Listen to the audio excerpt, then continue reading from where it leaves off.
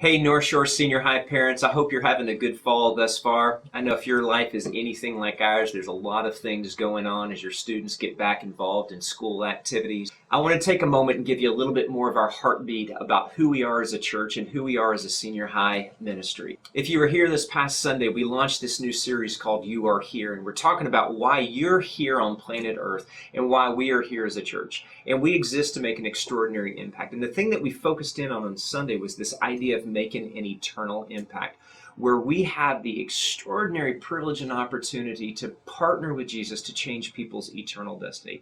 This is a huge value behind everything that we do in our church, and it's especially a huge value behind everything that we do in our senior high ministry.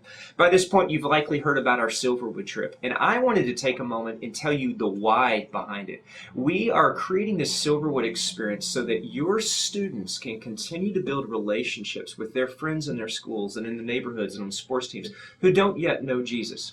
And we want to create environments and opportunities where your students can bring their friends who don't yet know Jesus to come to some fun events. And the Silverwood trip is going to be absolutely amazing. And our hope is that had such a great experience, and that would be training your students in being missionaries in their own culture. And they would bring them back on Tuesday nights where we can continue to connect those dots, to connect those students with Jesus and even more of a deep relationship with him.